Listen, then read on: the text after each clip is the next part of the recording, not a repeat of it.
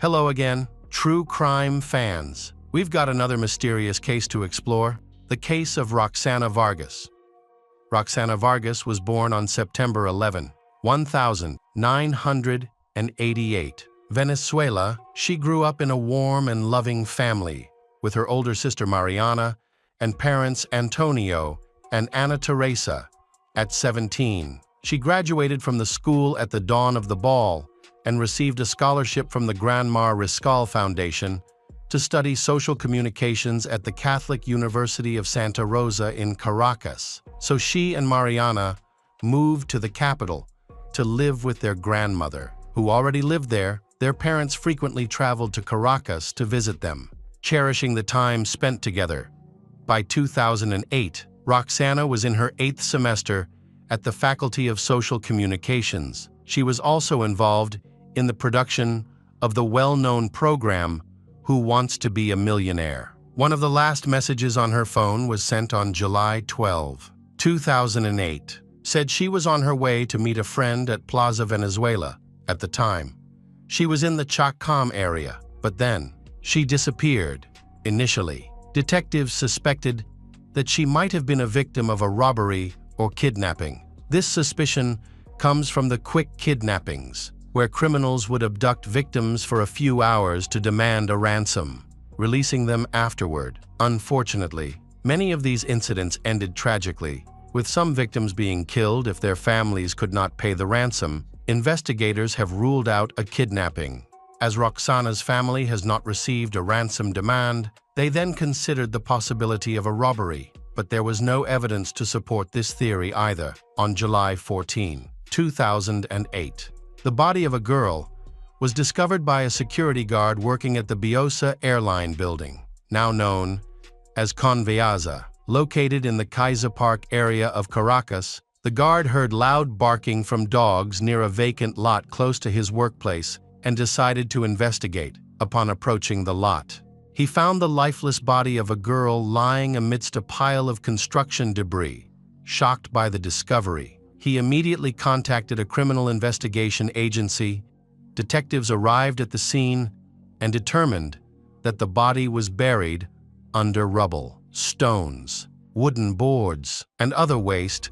Forensic experts conducted an initial examination and concluded that the girl had been dead for approximately 36 to 48 hours. Her face was disfigured, and one of her eyes was dislodged from its socket. The body showed multiple injuries and bruises, but the primary cause of death was determined to be a skull fracture, caused by several blows to the head with a blunt object. The girl was wearing a triangular earring in her left ear, but the matching earring from her right ear was missing. The police quickly identified the victim. On July 13, the day before the body was found, a woman named Anna had reported the disappearance of her 19-year-old daughter, Roxana.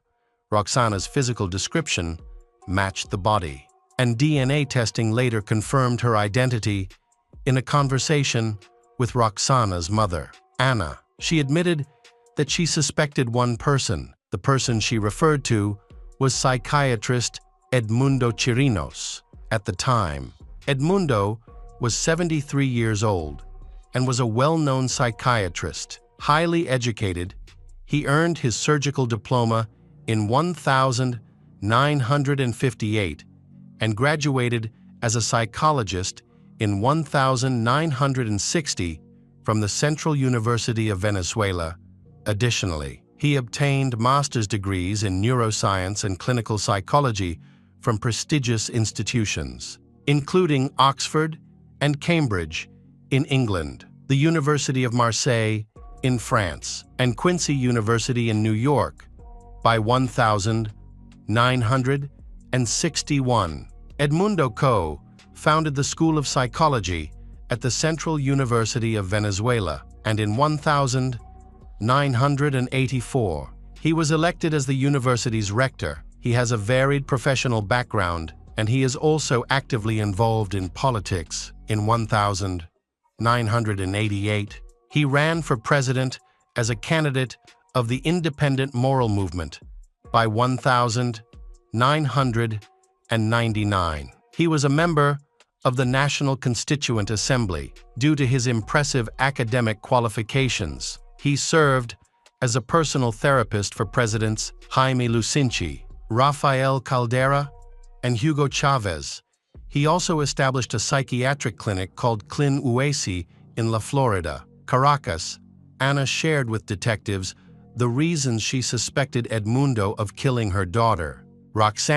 She revealed that Roxana used to date him. She also mentioned that Roxana had been a patient of his, seeking help for postpartum depression after Roxana was diagnosed with depression on October 2, 2007. The family decided to consult a trusted doctor, Edmundo. At that time, Roxana was already struggling with eating disorders.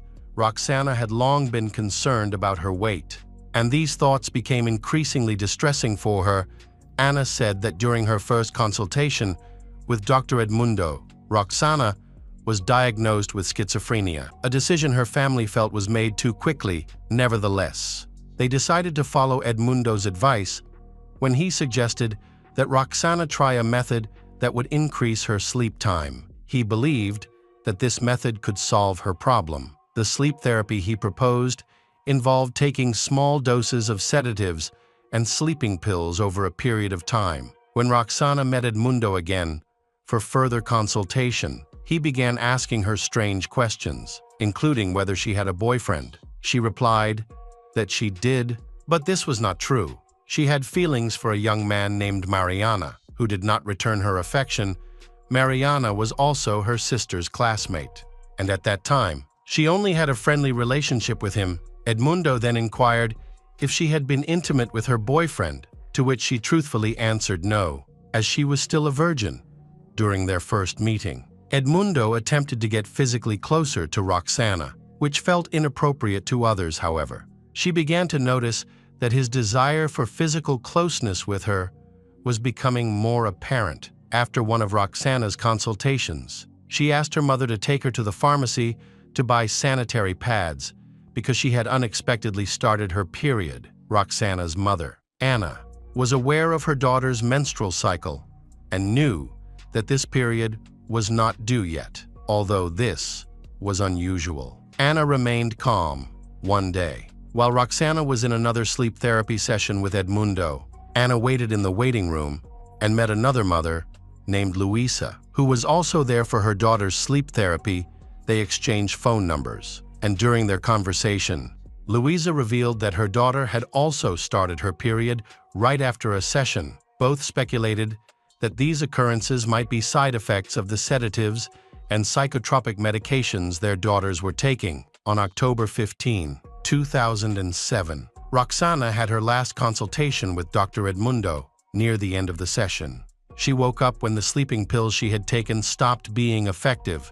The first thing she noticed was a bright light shining in her eyes. Then, she felt Edmundo touch her lips and kiss her. In a matter of moments, he removed her underwear and began to assault her. She was in shock and tried to escape. But he quickly stopped her, hugged her, and said that sedatives can sometimes cause hallucinations. When she left the clinic, Roxana went to meet her mother, Ana, and together, they walked to the shopping mall. There, they met her best friend Valentina, seizing the opportunity when her mother was not listening. She told Valentina about what had happened in the clinic. Valentina was so disturbed by Roxana's story that when Roxana went to the restroom, she spoke to Ana about her concerns. When Roxana returned, Ana immediately confronted her, asking what had occurred at Edmundo's office. She recounted the events, though her memory was hazy due to the sedative. After hearing the details, Ana took Roxana to a gynecologist, and the doctor confirmed what Roxana had said. She had always been honest with her mother, so Ana believed that her daughter was not at fault. Roxana's horrifying revelation, coupled with a medical examination, shows that Edmundo took advantage of her. Ana considered suing Edmundo for violence against her daughter, Roxana, but later she felt worried about this decision. She doubted anyone would believe her, because Edmundo was a famous and prestigious doctor with many connections in the political world. She worries about the consequences both she and her daughter will face if she files a complaint. After leaving the gynecology clinic, Anna takes Roxana back to Bay del Pasco for a psychological consultation with Dr. Abel. As they are concerned about her mental health, the girl was experiencing insomnia and nervous breakdowns, and she frequently expressed a desire to see Dr. Edmundo, Abel diagnosed with bipolar affective disorder and eating problems, which made her feel anxious and stressed. She underwent treatment with Abel until mid-December 2007, during which she showed significant improvement. As a result, Abel recommended that she return to Caracas to continue her studies. He also advised avoiding any meetings with Edmundo. Anna found a female psychiatrist, Audrey Rusin, at the Scarakis Treatment Center in Caracas now. Roxana could continue regular psychiatric consultations to maintain her mental health, which was a relief for Anna, however. As soon as Roxana returned to Caracas, she started an intimate relationship with Edmundo. This time, their interactions were not about consultations or treatment sessions. In her blog, she described their first encounter and mentioned that their relationship was without commitments. As Edmundo was much older than her, she also shared her feelings for him. However, she felt worried because in his eyes, she was just an object to satisfy his sexual desires. She became more and more emotionally dependent on him over time. Her family and friends realized that this relationship was still going on, and they tried everything to convince her to change her mind. They wanted to force her to break up, but she refused. Roxana trusted her mother and sister completely because they knew her very well. They noticed a sudden change in her mood. Initially, she hoped that Edmundo would develop feelings for her, but as time went on, her hopes faded. By May 2008, she was fed up because she no longer wanted to be the object for him to satisfy his sexual desires. She threatened him that if he did not change, she would make their relationship public. She also planned to gather evidence of his mistreatment of other patients. She warned him that if the incident was exposed, his career would be over, as no one would want to see him for medical treatment anymore. Edmundo understood Roxana better than ever. He was aware that she had once participated in a popular television program, giving her a platform to share her story with the media. Additionally, the TV channel that aired the program was owned by someone who had previously clashed with he, making the fallout even more serious.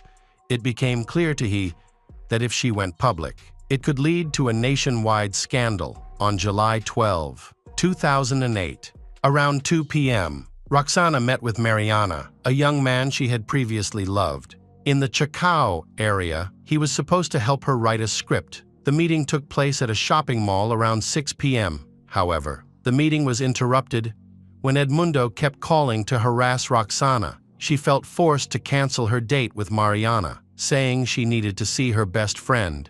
Irma, however, Mariana, who knew Roxana well, quickly realized she was actually going to see Edmundo. In fact, Mariana, Roxana and her sister were all close friends and knew about her relationship with Edmundo. He had told her many times that he did not approve of the relationship, but his words had no effect. She often had to come up with excuses to hide from her friends and family whenever she went on a date with Edmundo because she did not want to be criticized. Ultimately, Mariana had no choice but to put her in a taxi, knowing she was indeed heading to meet Edmundo.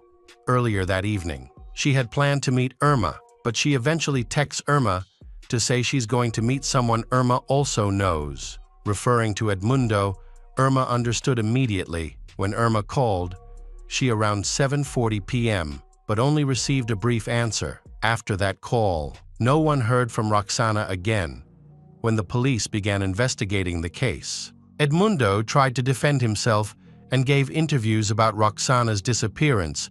During the interview, he confirmed that she had come to the clinic that day, but had only stayed for a few minutes. On July 21, 2008, Edmundo was called to the prosecutor's office to testify as a witness, but failed to appear. Consequently, the detectives assigned to the case searched his belongings, starting with his office at the La Florida clinic.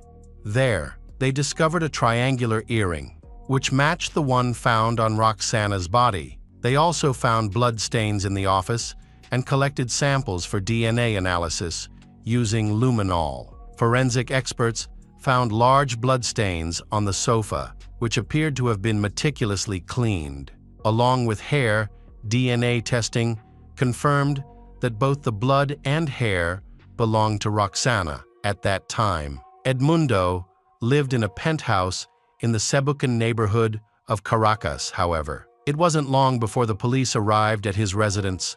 What they discovered among his personal belongings shocked them. They found 1.2 photographs of women, some naked, others in their underwear. Most of these photos were taken at his clinic, and the women appear to be under the influence of psychotropic drugs. Among the photographs were also images of Roxana. This evidence implicated Edmundo in Roxana's death. Despite this, he denied all accusations from the start. On August 1, 2008, Edmundo was arrested and charged with the attempted murder of Roxana. During the initial hearing, the court ordered that he remain under house arrest while the investigation continued. He was also prohibited from leaving the country, and his medical license was suspended. However, despite these bans, he continued to quietly provide psychological counseling services at home for 2 years. Until the trial began,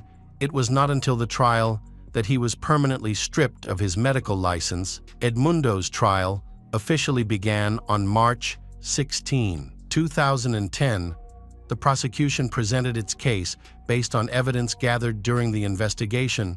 According to them, on July 12, 2008, Edmundo asked Roxana to come to his office. Shortly after 7:00 p.m., she went to his clinic in La Florida, where he struck her repeatedly in the head with a blunt object. An autopsy revealed that she had suffered at least 7 skull fractures.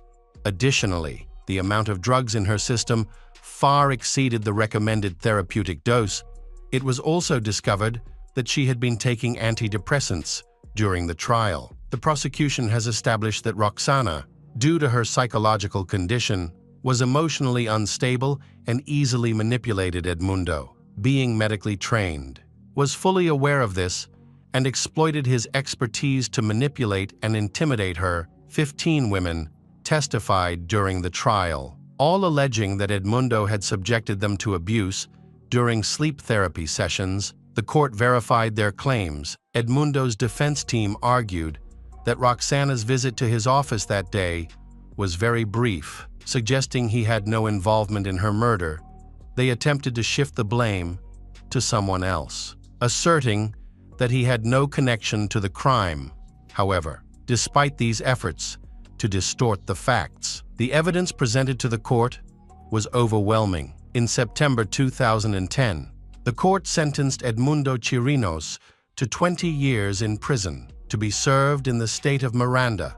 At that time, the maximum sentence for similar cases was 30 years. While in prison, Edmundo underwent surgery in the intensive care unit.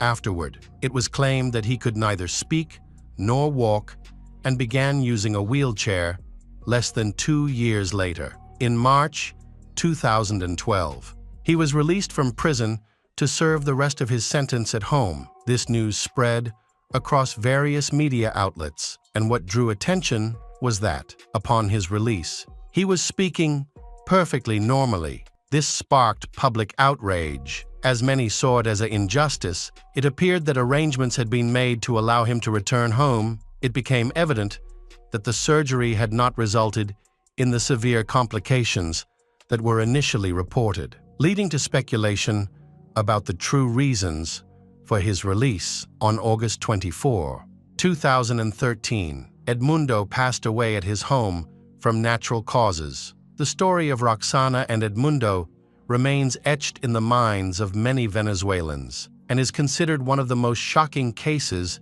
in the country's history. Welcome back, mystery lovers, today's case is going to keep you on the edge of your seat.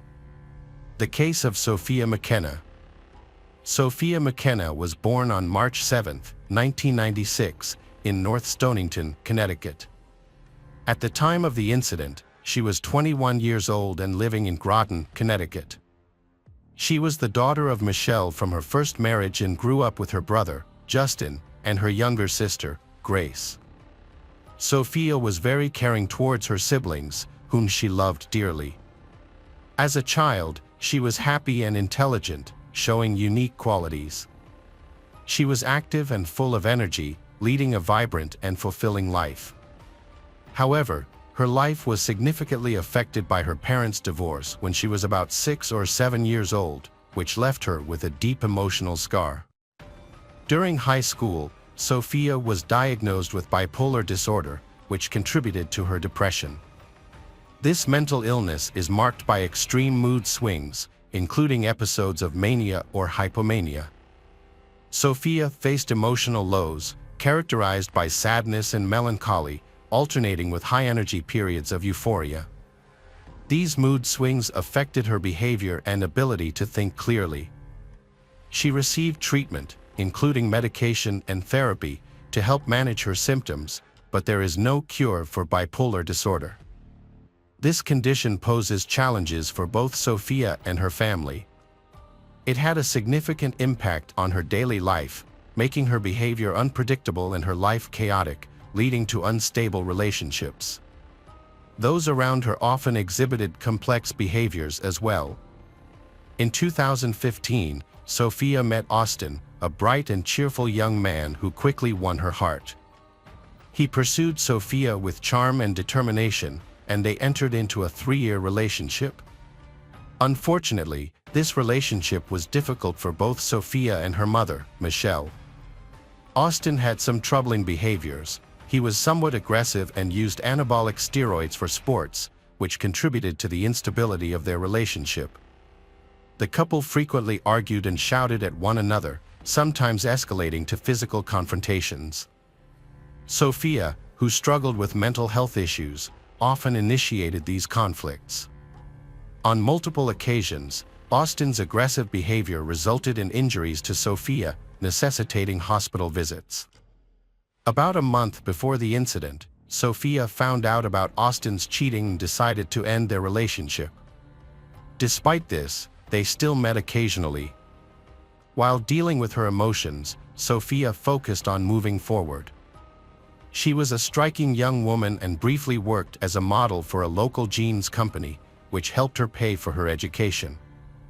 Eventually, she graduated as a massage therapist and got a job at an upscale spa called the Red Door, located in a luxury hotel. There, she met Spencer Mugford, a 20-year-old colleague. Spencer, originally from Florida, loved the sea and was an experienced swimmer working as a sailing instructor. He came from a caring family that had big hopes for his future. Spencer and Sophia quickly formed a close bond due to their shared interests and similar personalities. They reportedly dated for a while, but their families disapproved because the couple often found themselves in troublesome situations. Sophia's mother, Michelle, expressed deep concern for her daughter's well-being, particularly since Sophia continued to meet with her ex-boyfriend, Austin, and they frequently drank alcohol together, which had become a nearly daily habit. Ultimately, Sophia and Spencer decided to end their romantic relationship and remain friends. The exact reasons for this decision are unclear, but it seems that Sophia may have rekindled her relationship with Austin. Despite this, Sophia and Spencer continued to spend a lot of time together, both at work and outside of it, including on their last day together. On Saturday the 27th, Austin tried to reach her but didn't get any response. Initially, he wasn't too concerned because he knew Sophia often slept in. However, after several hours of trying to call and message her without success, he started to worry. He then reached out to Sophia's mother, Michelle, to check if Sophia had contacted her the night before. Michelle hadn't looked at her phone because her younger daughter had been using it all morning. When Michelle checked her phone, she saw that she had 7 missed calls from an unknown number. She decided to call back but only reached the voicemail of Spencer, boyfriend of her daughters. This made her suspect that the calls might have been from Sophia. Michelle then tried to reach Sophia but got no answer. Feeling anxious, she and Austin started to search for Sophia. Austin called all the local hospitals, while Michelle reported Sophia as missing to the police. They contacted Spencer's family and found out that his relatives were also concerned because he hadn't arrived at an important family gathering and had not answered their calls. They went to Spencer's apartment but found no indication that he had been there. Spencer's father was worried because he knew his son had met with Sophia the night before, especially considering the problems she was dealing with. Spencer's mother mentioned that her son had said he planned to go fishing with a friend, but she suspected he was not truthful and actually intended to meet Sophia. She last spoke to him at 10 p.m. when he said goodnight. Concerned about his absence, Spencer's family reported both his and his girlfriend's disappearance to the police around 6:30 p.m. next day. The police started searching for them at that time. Austin reached out to the sheriff to share information about Sophia and Spencer's whereabouts the night before. He explained that he knew this because he had let Sophia go there. Austin also mentioned that he found a video Sophia posted on Snapchat the night before. In the video, which was recorded on Spencer's phone, they were on a boat heading towards the lighthouse. The footage showed a young man rowing towards the lighthouse, and it looked like they were having a good time. Later, Sophia uploaded a video to her Snapchat account. In the video, she was playfully posing with a concrete barrier and a lighthouse in the background, which had a "Do Not Cross" sign. What happened just minutes after this video remains a mystery. 5 minutes after posting the video at 2:05 a.m., Spencer's mobile phone made its first call to Michelle, Sophia's mother. This was followed by 3 more calls at 2:06, 2:08, and the last call at 2:09. Michelle, who was asleep at the time, did not answer any of these calls. No voicemails or text messages were left, and 911 did not receive any calls from that number that night. The photos and videos shared by them verified their presence at the lighthouse. Consequently, the police quickly sent 20 Coast Guard units to the location. Searches were carried out by the Coast Guard, firefighters, and police using air, sea, and land methods. The police made their first significant find: Sophia's car parked on a university campus, along with her cell phone inside it. Simultaneously, on that same night, the Coast Guard found a T-shirt that Spencer had worn in the video. The police theorized that Spencer may have used it to tie the boat to the shore. The search went on through the night and into the next day. Soon after, a storm hit and state authorities decided to suspend the search for them until new clues or signs of their possible location emerged. This decision left their families and friends devastated, but they didn't give up. They continued searching on their own, putting up pictures and sharing information about Spencer and Sophia's disappearance all over the city. They urged the public to report any information they might have. However, despite many people being in the area when the young people went missing, no witnesses came forward. The families' searches continued for several days, but all questions remained unanswered. What happened? Why did Sophia repeatedly call her mother? Why didn't she leave a voicemail or call the police? There were many speculations and assumptions. Could they have consumed something illicit? Indeed, Sophia and Spencer had broken the law by stealing a boat from the campus and heading to the lighthouse without permission. It's likely Sophia feared they could be held accountable and thus chose not to contact the police. A few days prior, she and Spencer had already had legal issues. Spencer had been detained for driving under the influence, and Sophia had faced charges for aggressive behavior. Perhaps for this reason, she preferred to contact her mother rather than the police. However, it's unknown what other circumstances were present in Sophia's life at that moment. She might have been in a state of panic and unable to think clearly. Everyone's reaction to such situations can be unpredictable. On May 26, 2018, detectives worked to piece together the day's events. It started as a typical sunny and warm day, with the weekend ahead promising fun as the city prepared for Memorial Day celebrations. Sophia had the day off, while Spencer was scheduled to work from 7 a.m. to 7 p.m. Once he finished his shift, the couple planned to meet and join in the festivities. They looked forward to spending the rest of the day together, including a visit to the famous lighthouse known for its paranormal happenings, which they were excited to explore. What happened after Spencer's shift is unclear. We don't know where he went, if he met anyone, or whether he had been drinking. However, we do know that Sophia parked her car at the University of Connecticut campus around 2 a.m. She left her cell phone in the car, possibly because she forgot it or it was out of charge. They then took an illegal sailboat that had no motor, weighed 14 pounds, and was only equipped with oars. They pushed the boat into the water and headed towards the lighthouse, navigating along the rocky shores. This was a dangerous situation because the boat didn't have any safety equipment.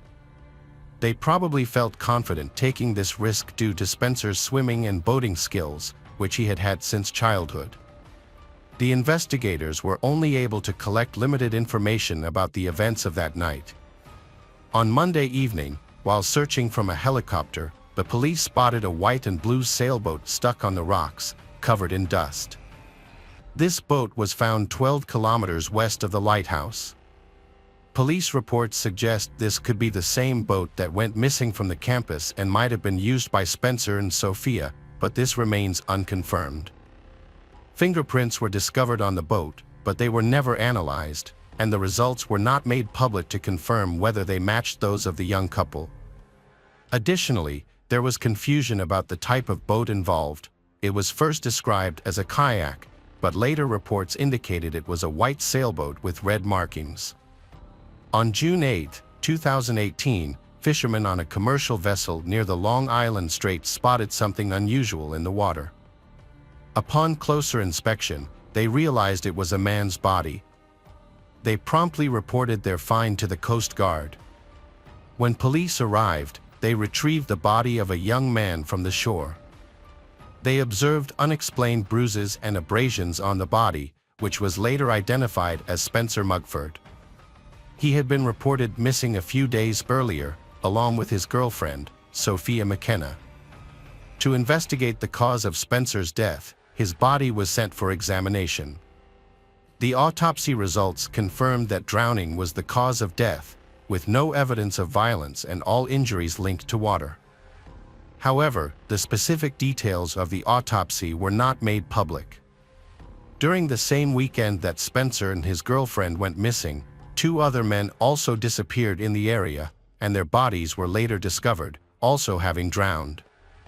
Initially, the police viewed these incidents as tragic accidents caused by unfortunate circumstances, and they did not explore any other theories at that time. Unfortunately, Spencer's girlfriend, Sophia McKenna, was never found. After several days of searching, fishermen discovered Spencer's body, leading his family to publish an obituary in the local media. In contrast, Sophia's family also wrote an obituary but remained hopeful for her return and continued to actively search for her. They frequently tried to recall the events leading up to her disappearance, trying to reconstruct what the young people did that evening and whether they interacted with anyone that night. Unfortunately, no new information surfaced. It remained unclear whether there were any calls made from Spencer's phone besides those to Michelle, as his mobile device was never found, and the police did not provide cell phone records. Moreover, the cameras at both the lighthouse and the campus were reportedly malfunctioning, resulting in no video footage from that night. It was also revealed that authorities had not checked the lighthouse, which should have been done immediately after the couple went missing. In July 2018, Sophia McKenna's family created a Facebook page named Searching for Sophia McKenna to keep awareness of her case alive. The page was used to share updates, brochures, and requests for information from the public.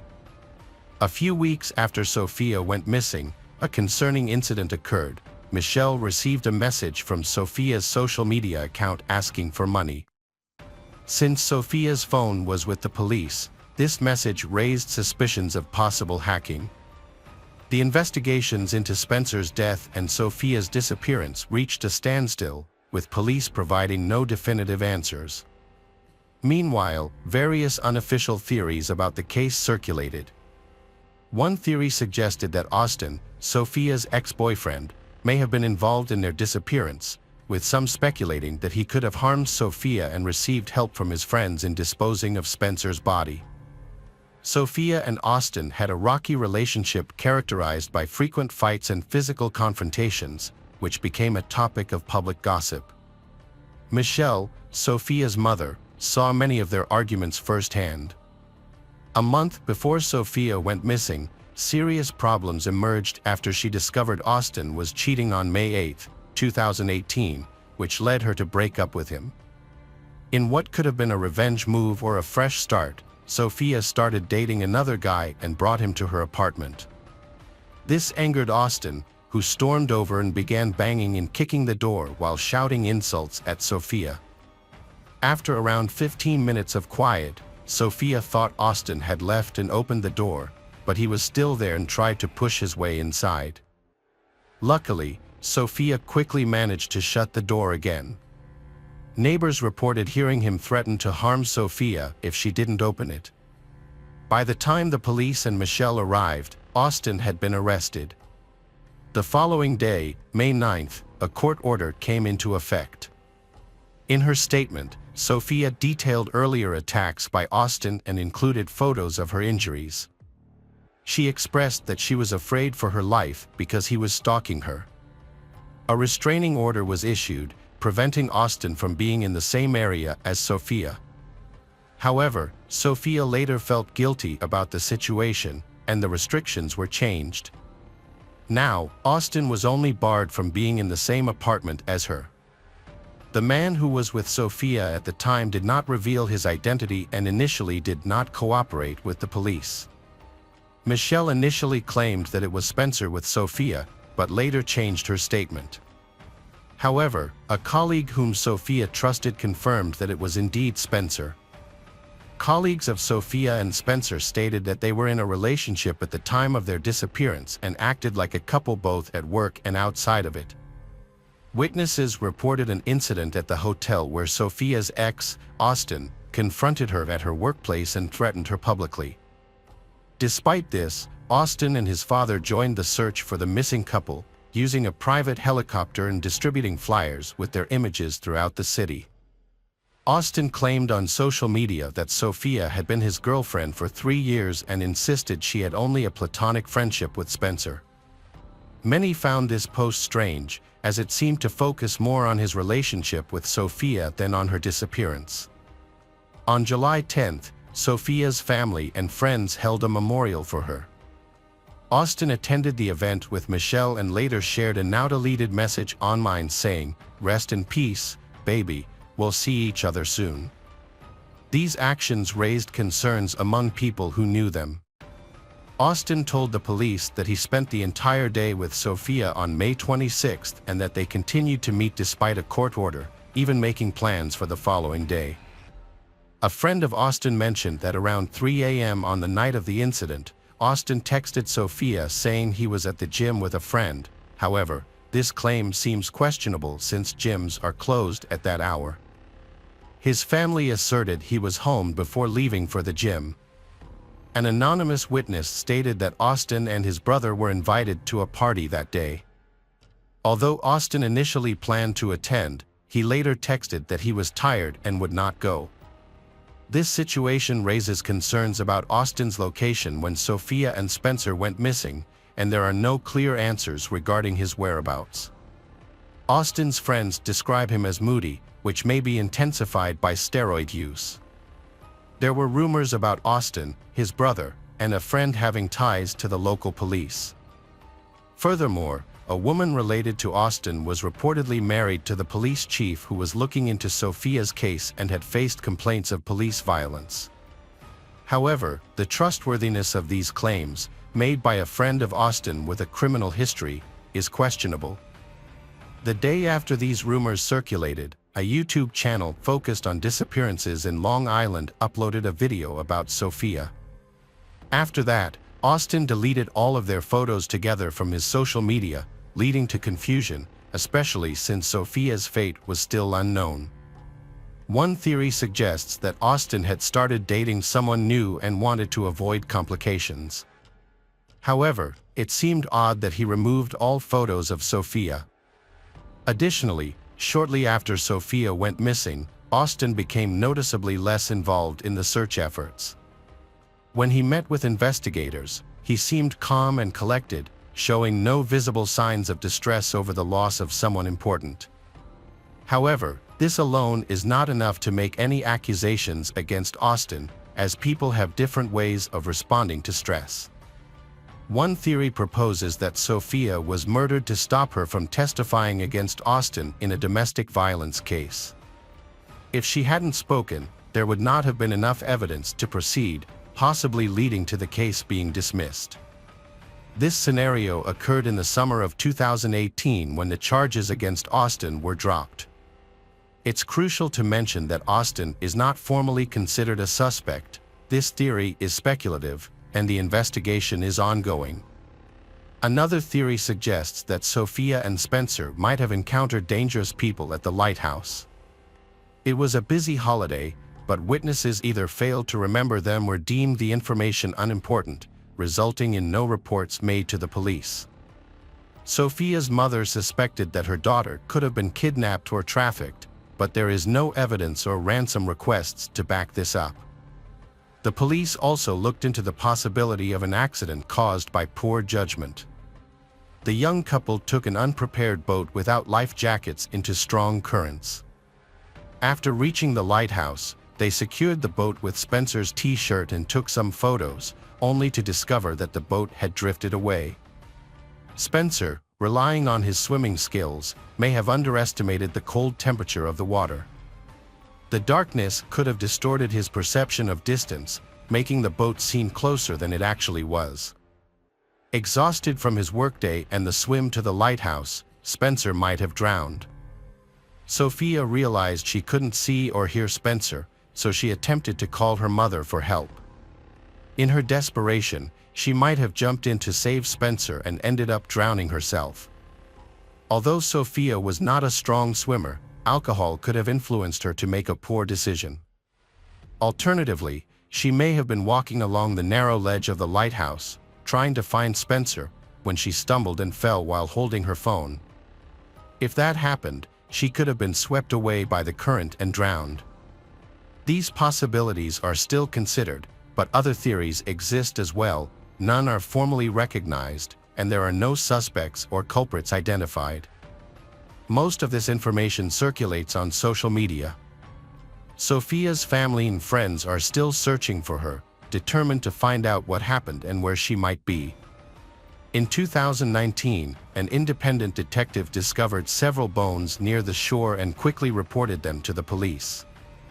However, when investigators arrived, they concluded that the bones were from animals. The remains were never collected, and due to high costs, no forensic tests were performed to check if they were human. There are many troubling aspects of this case that deserve a deeper investigation. After all, it involves a missing person whose family is in distress, desperately seeking answers. Sophia deserves ongoing search efforts. While other bodies of missing individuals have been found in these waters, Sophia's has not. There have been no new developments in her case, and the mystery of what occurred that night at the lighthouse remains unresolved. Hey detectives! Welcome back. We've got another mysterious case to explore. The case of Blomel family. Roger Blomel was born on January 17, 1965, into a lively family with his parents and 7 siblings, 6 brothers and 1 sister. The family was not only large but also close-knit, instilling strong values and a sense of community. Even in high school, Roger was a diligent young man with future ambitions. He started driving his father's truck and, after finishing high school, worked in concrete transportation. Eventually, he realized his true passion was in sales, where he achieved success. His friends often said that he could sell ice to an Eskimo, which showed his amazing sales skills. This talent came with a generous, cheerful, and outgoing personality. He always seemed happy, and nothing pleased him more than making everyone around him smile. Roger had a good life and an excellent relationship with his family. The only thing missing was a partner, and one day he found that too.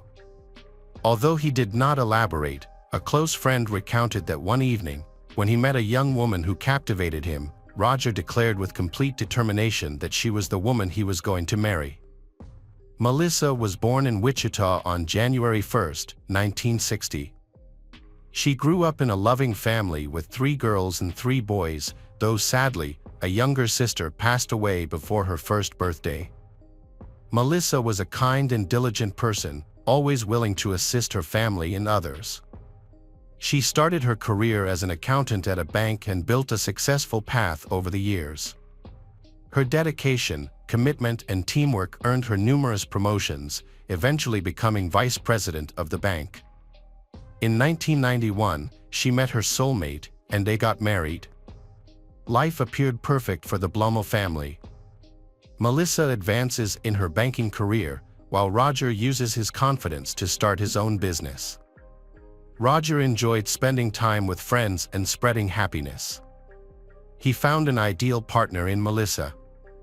Both shared a strong sense of social responsibility, actively participating in charity, sports, and community events. Although, as we've seen in almost every story, a perfect life doesn't exist, for the Blumel family, the only thing missing was a child to fill their loving home with laughter and joy.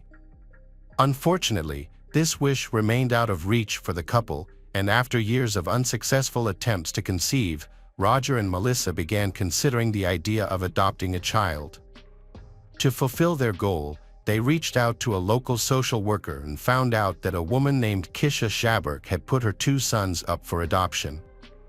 Her sons are Anthony, a 7-year-old whom everyone calls Tony, and Christopher, a 4-year-old known as Chris. Kisha wanted an open adoption, allowing her to keep in touch with her sons and the adoptive family. However, the Blumel family preferred to adopt the children without maintaining those connections, aiming to provide a fresh start for them away from their difficult past. Roger and Melissa's plan finally worked, and from that moment on, Anthony and Christopher officially became part of the Blumel family, starting to enjoy a life they never imagined. Emotional, Anthony was surprised to be able to have dinner every day. The kids adapted quickly and began to enjoy their new life. They attended elementary school and successfully completed that stage as good students. In high school, they also did well, had no issues with their peers, integrated completely, and formed a large group of friends. Plus, they excelled in sports, especially wrestling and football.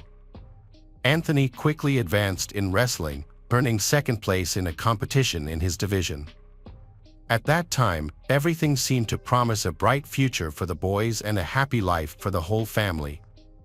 However, the Blumel family began to fall apart when Anthony was in his senior year of high school. The young man, who had previously behaved admirably, started to change. He became someone who frequently argued with his parents, claiming they always favored his younger brother, Christopher. He began drinking alcohol, ignored curfews, and even smoked marijuana. Life in the Blumel household descended into chaos, and it soon appeared that any hope of the young man getting back on track was lost.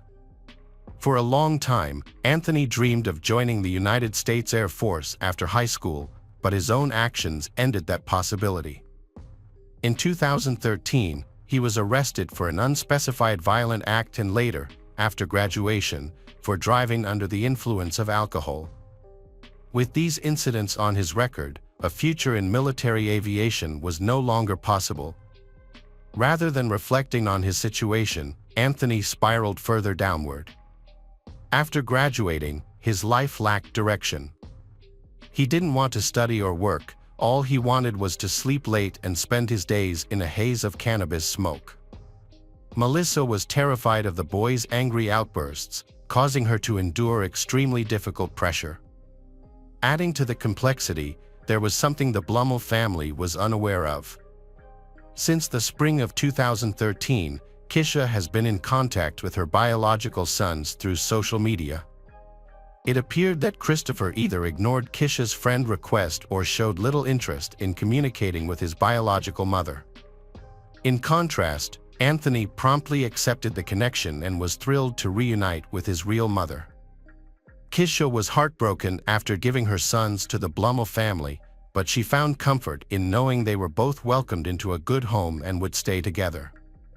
Despite this, she struggled with the lack of contact. Reconnecting with her eldest son filled her with joy, though she also felt deep resentment towards the Blummel family, believing they had turned Christopher against her. However, this resentment was overshadowed by the happiness of reuniting with her firstborn. Moreover, when she heard about Anthony's issues with his adoptive parents, Kisha became hopeful about reuniting with him and quickly invited him to visit her. Meanwhile, at the adoptive family's house, instead of getting better, things were getting worse. The conflict reached a boiling point when one day, during one of his tantrums, Anthony punched a hole in the wall.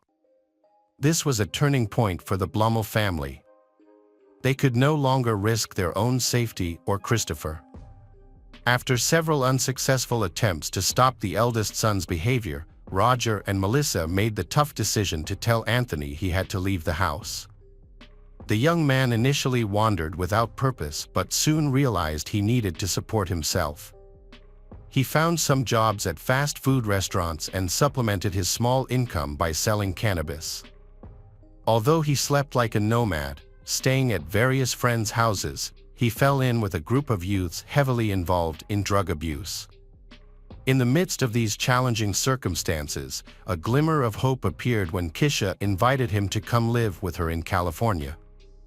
Anthony eagerly accepted, and they reunited at Kisha's home in September 2013. He was accompanied by his best friend from high school, Braden, who had dropped out in his junior year to dedicate himself to drug dealing. The two young men were excited because they hoped to get Kisha's support to start a large marijuana business in the area, as she was experienced in the drug trade. They even considered entering the medical cannabis market. In reality, the two young men ended up living in a small one-room apartment. It's easy to see how tensions arose, especially since Sean, Kisha's partner, worked 2 jobs and was the only one providing for 5 people. Kisha contributed only a portion of the social assistance she received for her daughter. Meanwhile, Kisha, Anthony, and Braden spent their days using drugs, and Kisha's younger daughter was constantly exposed to this negative environment. At one point, things became unacceptable when Sean discovered that Anthony and Braden were selling marijuana near their house. He informed them that their actions were unacceptable and dangerous for his as the property owner, and insisted they take their drugs elsewhere. Following this incident, Sean issued an ultimatum to all the house occupants: everyone must find a job or leave the apartment. Instead of urging people to change as he intended, his actions led them to form an alliance and express their indignation towards his. They decided to leave the apartment and stay at a nearby hotel for 2 weeks. However, this was not a viable solution because after those weeks, they lacked the income to continue paying for the hotel. Their need for money didn't lead them to consider honest work. Their first thought was to return to Kansas, likely because Anthony knew the drug trade there well. After nearly a day of traveling, the group chose to stop in Arizona and rest overnight at a hotel. During their stay, Anthony shared a disturbing idea with his companions. He planned to kill his adoptive parents to claim their inheritance. When they arrived in Wichita, they booked a hotel room for a month and focused on planning the details of the affair. The plan was straightforward. They needed to eliminate Roger and Melissa, collect the insurance money, sell their assets, and use the proceeds to start a larger-scale drug operation. Anthony believed that the family he had returned to could become wealthy by growing and selling marijuana. He even suggested the ideal day for the crime, Friday, November 15, 2013, when his brother Christopher would be away at a wrestling event. Anthony, a former star wrestler, had stayed connected with some team members and found out about Christopher's commitment that night.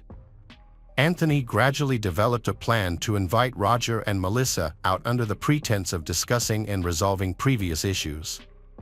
Meanwhile, Braden would take Kisha to their home while it was empty so she could steal valuables. Anthony knows where his foster parents keep money for emergencies. The plan was to make it look like a robbery gone wrong, but from the start, the true intention was for Kisha to end Roger and Melissa's lives when they returned. Everyone initially supported the plan, but later, Braden decided to withdraw. Although he didn't want to be directly involved, he agreed to help by obtaining the necessary guns. Instead, he suggested his friend Andrew, a former high school classmate, to serve as the driver for Kisha to reach the Blumo residence. Braden fulfilled his promise by acquiring 2 pistols from other criminals. It's important to note that there was never any plan to share the money with Andrew. He was promised $11,000 to act mainly as a driver and assist Kisha in the robbery. Ultimately, Kisha was to be in charge. In early November, Kisha shared a photo of herself with Anthony on social media, captioned, "A bond that cannot be broken." Finally, the anticipated day came, Friday, November 15, 2013. As Anthony had expected, his wonderful adoptive parents agreed to meet him without hesitation. The meeting went smoothly. Meanwhile, at the Blumo residence, a different scene unfolded. As soon as Roger and Melissa left for the meeting, Kisha and Andrew broke into the house by forcing open the garage door. They began searching through the house, seizing small valuable items and cash that the couple had kept for emergencies. After completing the first phase of their plan, Kisha and Andrew hid near the secluded house, waiting for Roger and Melissa to return. Shortly after, they received a call from Anthony. Anthony told them that the meeting was over and that his foster parents had left him at a hotel before going home. They didn't have to wait long. When the Blumo vehicle halted in front of the parking gate, 2 attackers emerged from hiding. Kisha quickly positioned herself next to Melissa, while Andrew targeted Roger to keep him still. Melissa, shocked, recognized Kisha as the mother of the children they had adopted over a decade ago to give them love, stability, and a better future. She could only exclaim, "Oh my God, Kisha," before a precise shot to her head caused her to collapse in her seat. Roger, utterly shocked, attempted to help his wife. At that moment, Kisha approached the window and aimed at Roger's head. She pulled the trigger, but the gun jammed. She tried repeatedly to fire while Roger stood frozen beside his wife's lifeless body.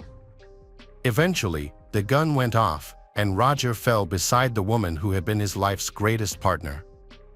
After completing their deadly plan, Kisha and Andrew got into their vehicle and swiftly drove away. The Blumo couple remained there until about 9:15 p.m. when Christopher returned from a meeting and discovered the horrific scene. He quickly called 911, saying he had just come home and found his parents nearly unconscious in their van. He explained that Roger was coughing and Melissa was nodding her head. Both had gunshot wounds to their heads. The dispatcher told him to perform resuscitation attempts while emergency services arrived a few minutes later to take over. Remarkably, the Blumels were still alive, but in critical condition, so they were rushed to a hospital. When they got back to the hotel where they were staying, Kisha seemed to have a panic attack and said she just needed to use an illegal substance, which she did with the other guys. Additionally, around that time, Kisha disposed of the used weapon and a purse containing items she had stolen from the house, so they could be dumped in a nearby stream.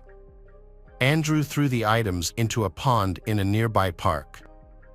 The next day, Anthony used the money he stole from his adoptive parents to start dealing marijuana, earning his first $100. Sadly, that same day, Melissa passed away at the age of 53 after a long battle. Anthony also visited his father in the hospital, unaware that he had been removed from both the Blummel family will and their insurance policies some time earlier. As a result, the two terrible crimes were committed for nothing. In the days that followed, it was discovered that Andrew had not been paid and was unaware that Kisha had taken money from the Blummel family's home. Eventually, they were caught.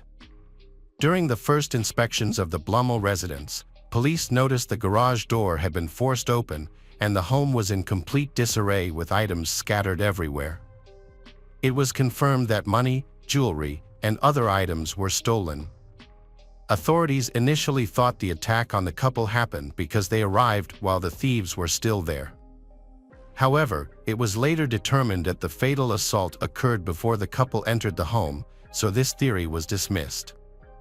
In the van where Roger and Melissa were attacked, investigators found no significant fingerprints, but they did discover a casing. The authorities then focused on the victims' workplaces, suspecting a disgruntled client might have sought revenge, but this theory was dismissed. Next, they decided to speak with people close to the couple. Anthony was first on the detectives' list because he was the last person seen with the victims. However, he insisted he knew nothing about the incident and had not been involved. He claimed that after dinner, he returned directly to the hotel where he was staying with his mother. This was confirmed by the hotel staff. Christopher was second on the list of suspects because he had discovered the bodies. However, he was quickly cleared after confirming that he was at a dinner with the wrestling team during the incident. Despite this, investigators noticed something unusual about his behavior. He didn't seem very upset and appeared deep in thought. When the police asked him who he thought might be responsible for what happened to his parents, Christopher promptly mentioned one person. He said the only person who might have a grudge against his parents and possibly commit such an act was his older brother, Anthony. Thanks to this crucial tip, the authorities caught a lucky break in their search for the culprits. A man reached out to the police to say that a young guy, a friend of Anthony, had approached him wanting to buy a gun. The detectives focused their attention on this person, and upon checking his background, they found he had a long history connected to drugs. They also found out that he had traveled to California with Anthony. The guy in question was Braden. Braden soon received a message from his family letting him know that investigators from the sheriff's office wanted to question him about the incident involving the Blummels. The next morning, Braden went to the police station. A press report revealed that on his way there, he stopped by a pond to discard something, reportedly the guns used in the crime that hadn't been disposed of as intended. According to this report, he was already under surveillance, and when the police searched the water, they found a bag he had thrown in, containing a pistol that hadn't been fired during the attack. Braden's interrogation lasted 3 days. Initially, he insisted he was not involved in the incident. However, under pressure from authorities, he eventually confessed everything he knew, explaining that the plan for the attack was Anthony's idea. Anthony Blummel, 18, and his biological mother Kisha, 35, were arrested on November 19 at the hotel where they were staying. In addition, Andrew, who was also 18, was arrested, followed by Braden's arrest on November 20, 2013. At that time, Kisha did not admit to being involved in the robbery and other crimes, even though the 3 young men confessed to what had happened. On November 25, 2013, the accused first appeared in court via video conference. During this appearance, they were all charged with the same offenses: first-degree murder, attempted first-degree murder, 2 counts of aggravated robbery, burglary, and theft. The 3 young men were set a bail of $500,000, and for Kisha, the bail was set at $1 million. On December 21, Rogers passed away at the age of 48, joining his beloved Melissa. After his death, the situation worsened for the woman and the three young men as they faced the risk of being charged with capital murder, which could lead to a death penalty sentence. On January 3, 2014, the four detainees were officially charged with capital murder, accused of being responsible for the deaths of multiple people in the same incident. Additionally, Kisha was charged with 2 counts of aggravated robbery, 1 count of burglary, and 1 count of theft. The preliminary hearing was held on July 17 of that year. By that time, Braden had negotiated with the authorities and became the prosecution's star witness in exchange for a reduced sentence. After a year of negotiations, not only did Braden reach an agreement, but 2 other individuals involved in the crime also negotiated with the prosecution.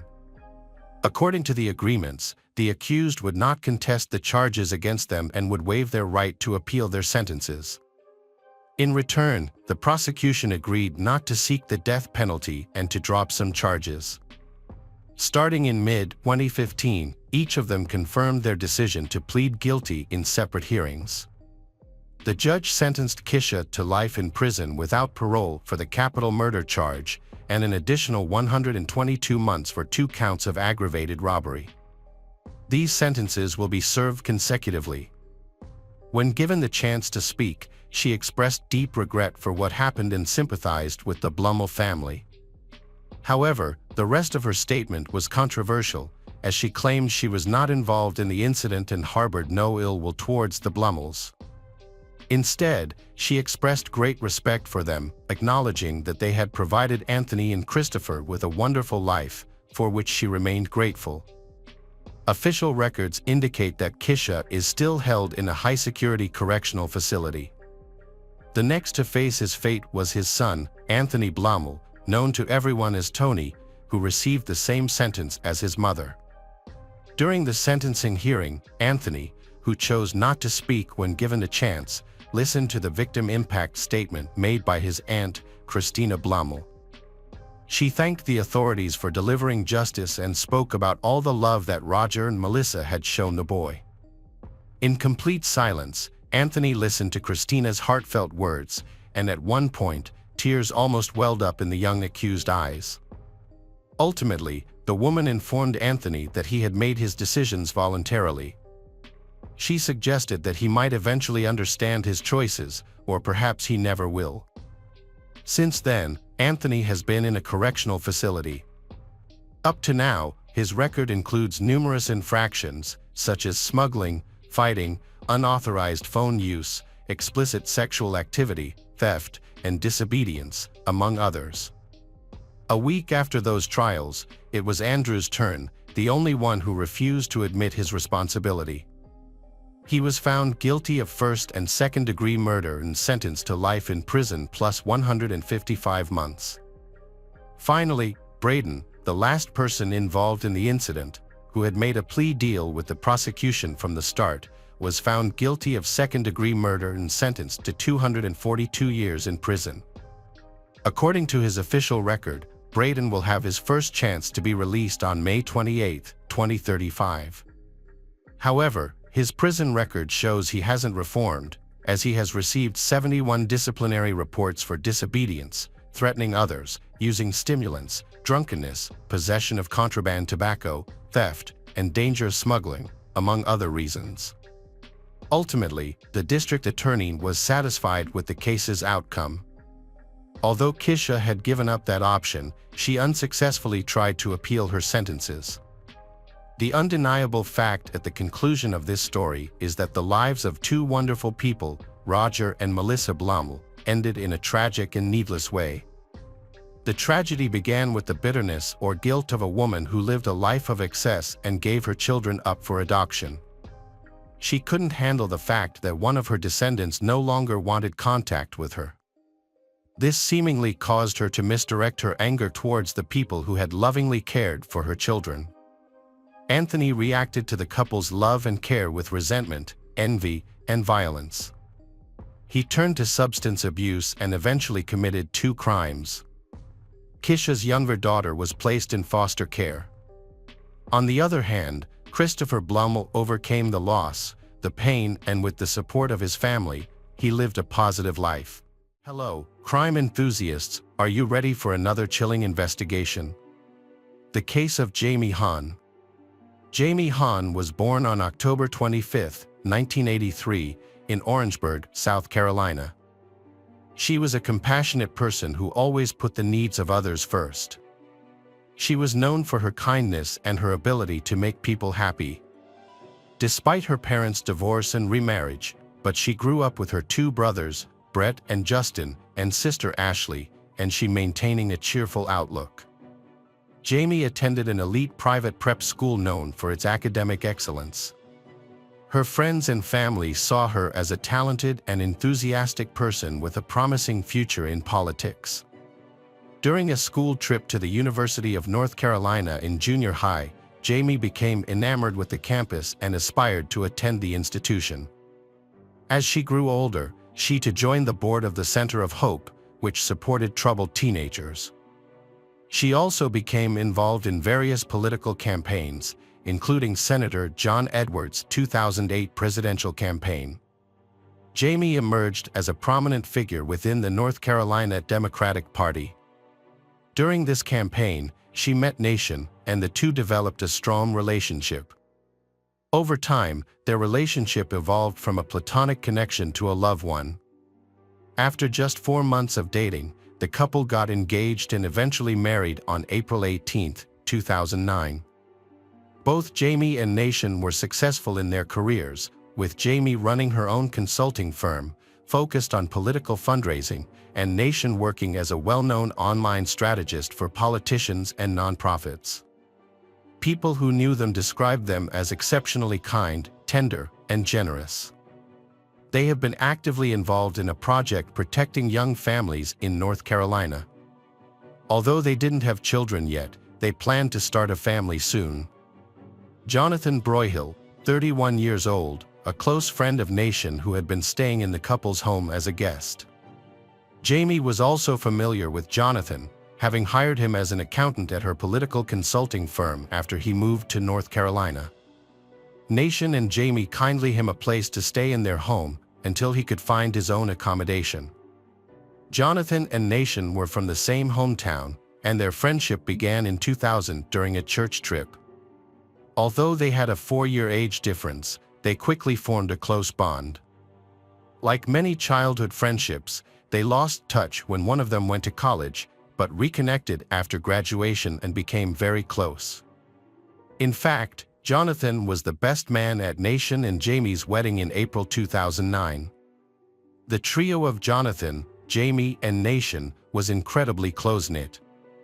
This strong bond was built on unity, with the three sharing countless moments together. They go on vacation together, have dinner together every Monday, and enjoy holidays together. However, this was a difficult time for Jonathan, who had recently been diagnosed with pancreatic cancer. Jamie and Nation were deeply concerned about Jonathan's well-being and had been supporting him throughout his medical journey. Jamie was overcome with emotion one day and asked Nation if they should have a child soon. They wanted their future child to have the chance to know their dear friend Jonathan. The reason behind this sudden desire was Jonathan's recent cancer diagnosis. However, Jonathan's health struggles weren't new. Over the years, he had been in and out of hospitals multiple times. At one point, he had been diagnosed with multiple sclerosis during a gallbladder operation. Given his fragile health, Jamie and Nation invited Jonathan to live with them temporarily. They offered him care and support until he could recover. Jonathan spent so much time at Nation family home that some of their neighbors thought of him as a part of the family. Their deep and close relationship makes the violent incident in which all three were stabbed in their own home all the more puzzling and tragic. On a fateful Monday, Jonathan was already at the house, discussing work-related matters with Jamie in the kitchen. Nation had just arrived home and was heading upstairs to change when they were startled by Jamie's screams. Assuming the worst due to Jonathan's health issues, Nation rushed downstairs, where they met Jamie's frantic voice, crying out for help.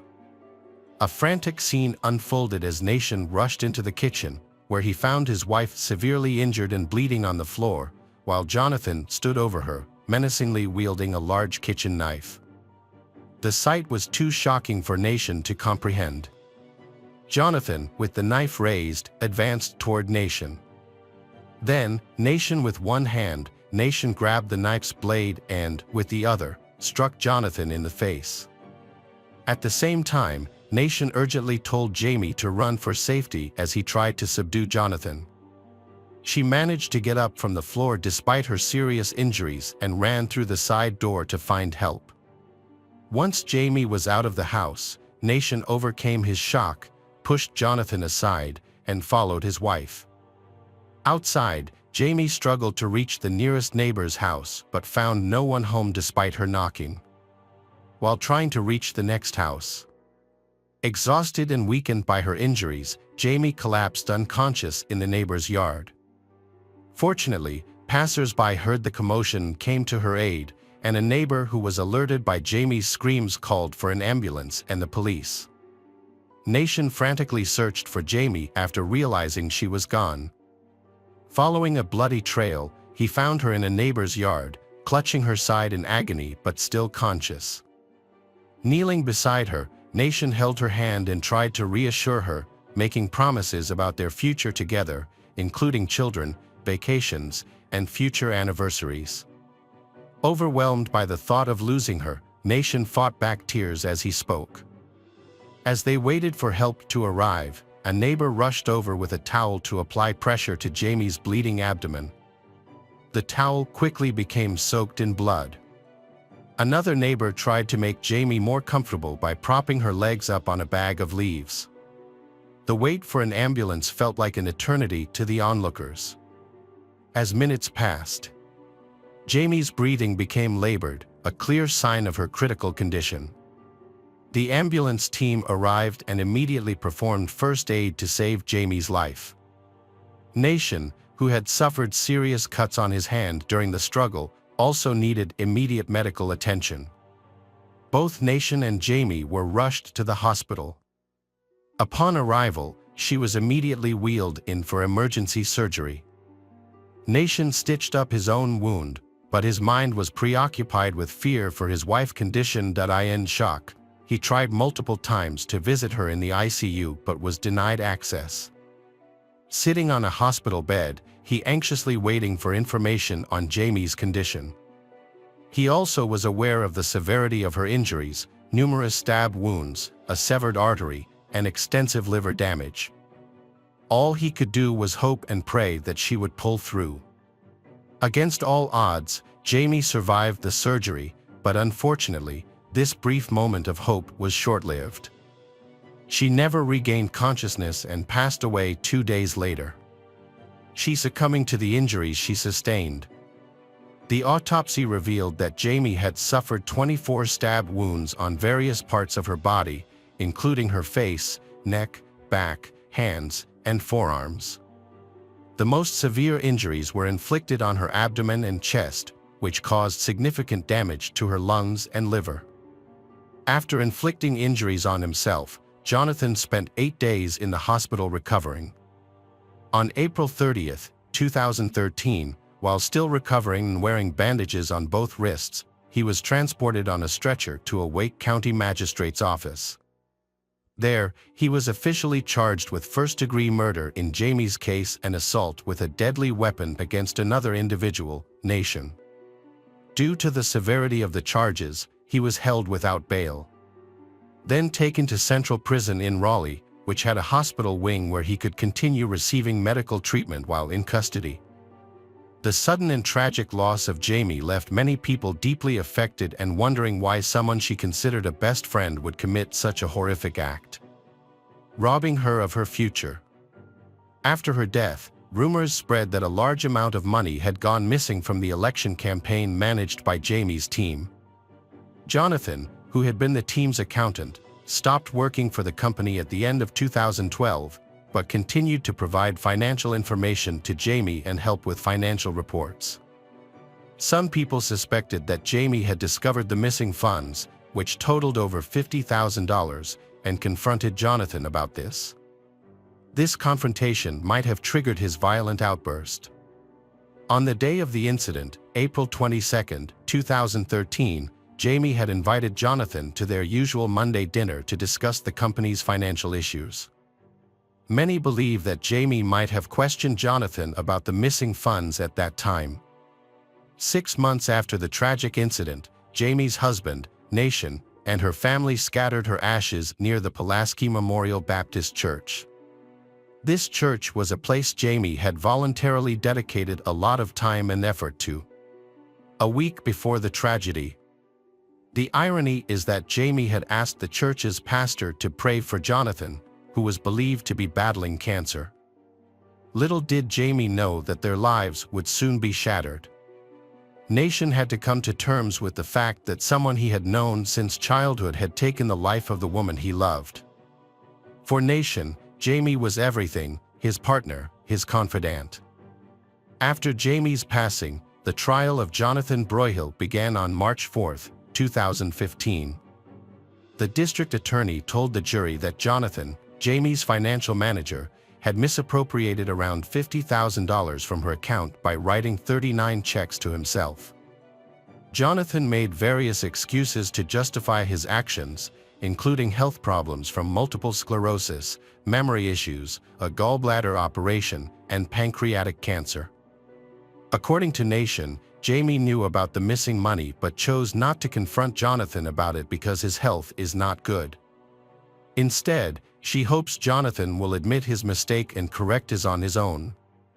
However, everything changed when Jamie got a call from a debt collector. The district attorney revealed a shocking truth. A year prior, Jonathan's first hospitalization was a result of an incident at the Jamie residence. Prior to this, Jonathan had never medical treatment, which was confirmed by his health records.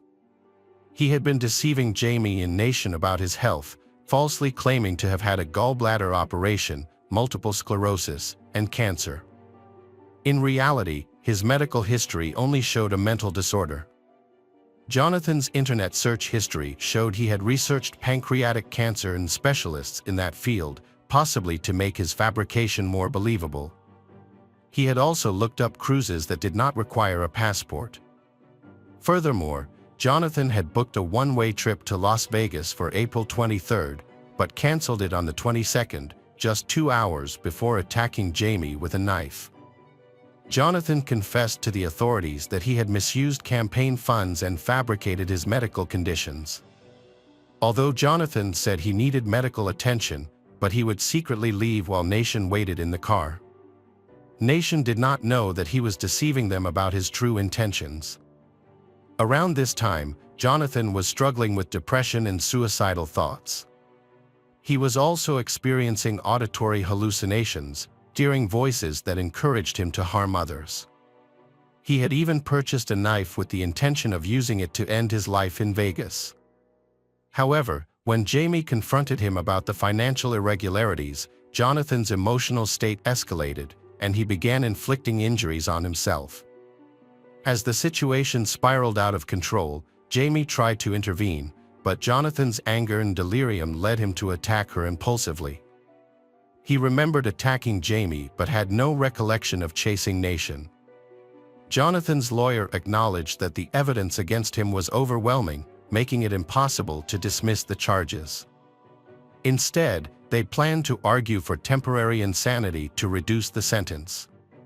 On March 19, 2015, the jury delivered their verdict, finding Jonathan Broyhill guilty of murdering Jamie Hahn and attempting to murder Nation Hahn, both first-degree charges. The judge sentenced Jonathan to life in prison without the possibility of parole. Hello friends, welcome to our channel. Today we're going to take a look at another horrible case with you. The case of Velma Barfield. Velma Barfield was born in 1932 in Eastover, North Carolina, and grew up in the shadow of the Great Depression. In a poor family of 9 children, Velma's family worked hard on tobacco farms, but life was still difficult. Velma's father, Murphy Bullard, was an outspoken man. Murphy often flew into fits of rage, and Velma claimed that her father physically and mentally abused her and her sisters. Velma's mother, Lily Bullard, suffered from her husband's fiery temper. In their world, love and care were considered luxuries.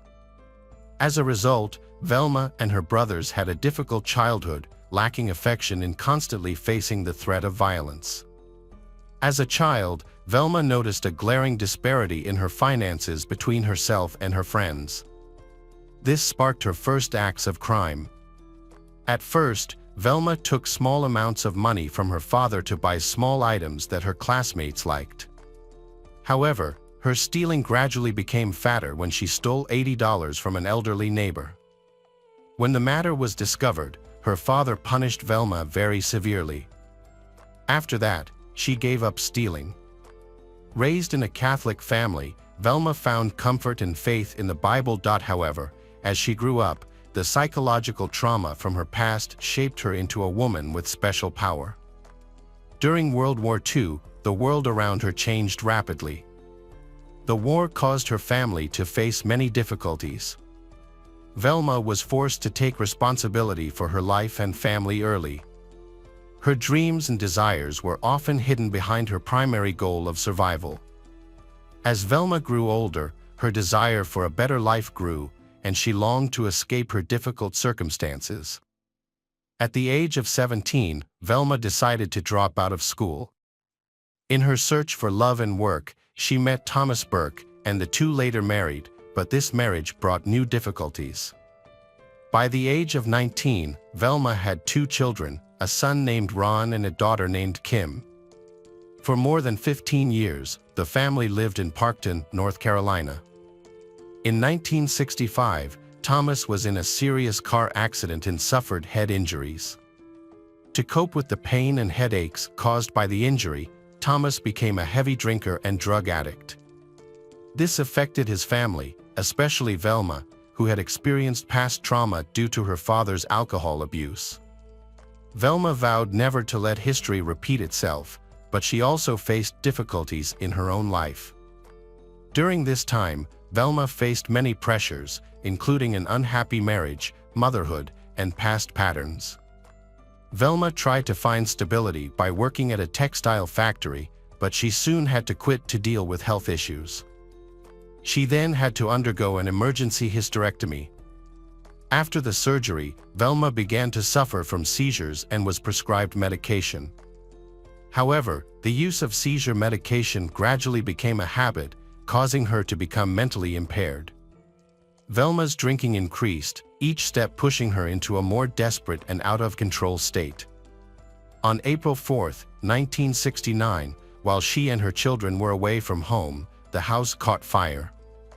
Thomas, who was still in the house, died of smoke inhalation. After the fire, Velma and her children moved in with her parents.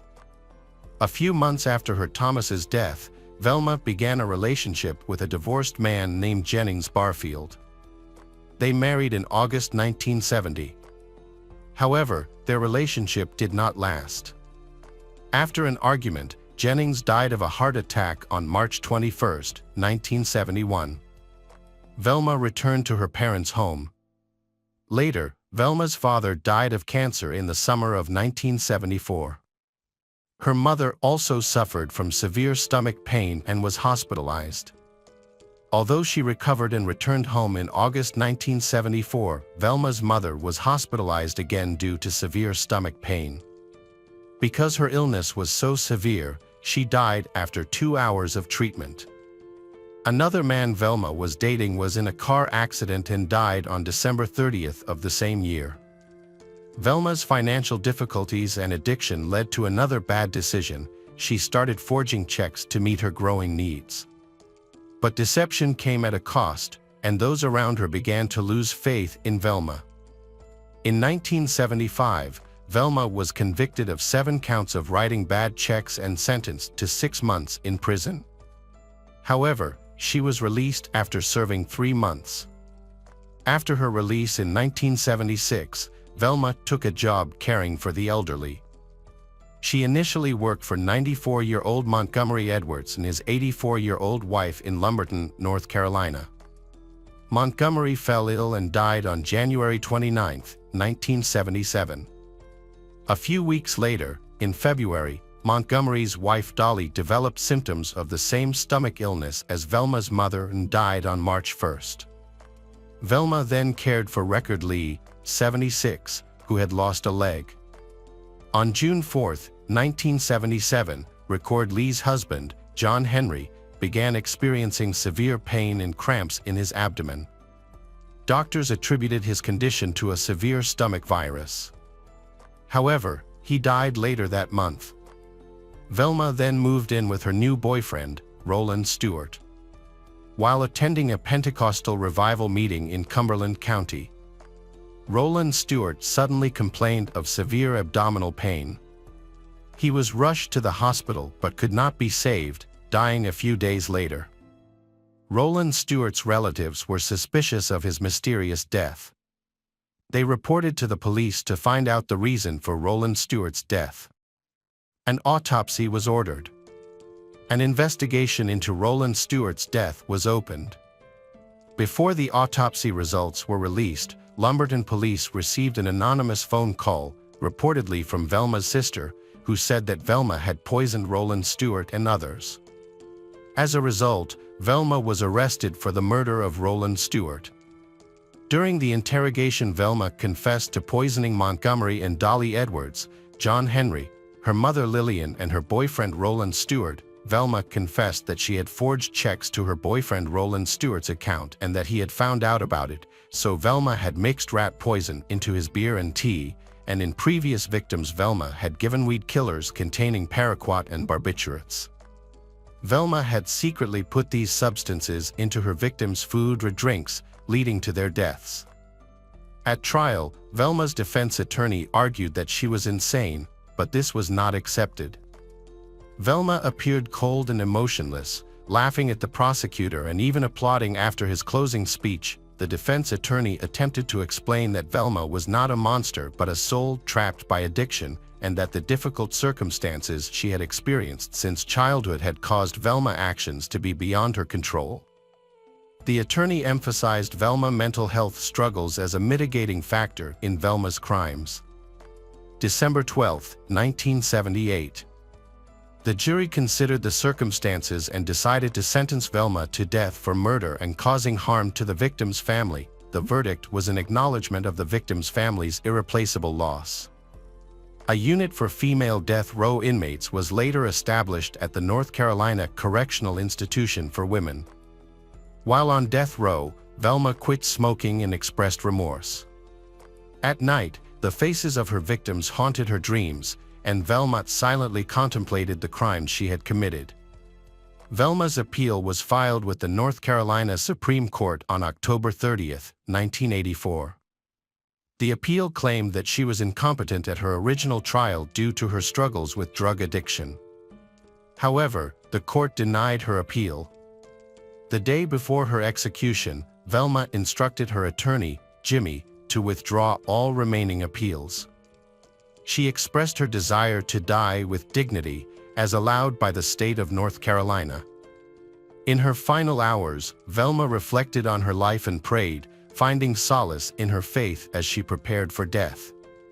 Pastor Billy Graham offered her words of comfort over the phone, saying, "Velma, in a way I envy you because you're going to get to heaven before I do." Velma was executed on November 2, 1984, at the Central Penitentiary in Raleigh. Before her execution, she expressed remorse for the pain she had caused, stating that she was deeply sorry for the pain she had caused and that many families had suffered greatly. She also expressed her gratitude to those who had supported her over the past 6 years, saying that she appreciated the unwavering support of her family, her attorneys, and the kindness of the prison staff, and that she was grateful for their compassion and understanding during this difficult time. For her final meal, Velma chose a simple snack of cheese doodles and a Coca-Cola. She spent her last hours with family members and friends who visited her before her execution. Despite the circumstances, Velma remained calm and at peace.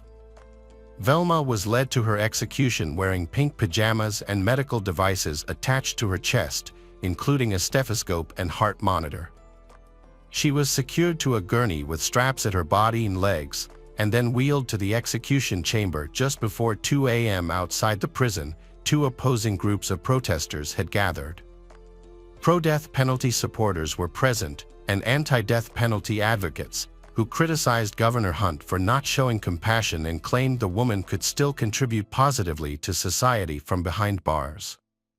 As the execution approached, other inmates demonstrated their anxiety by banging on the windows of their cells in unison.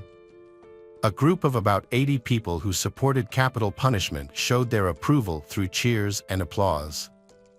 3 volunteers carried out the execution, with a dummy intravenous line ensuring that none knew for certain which of them had administered the fatal dose.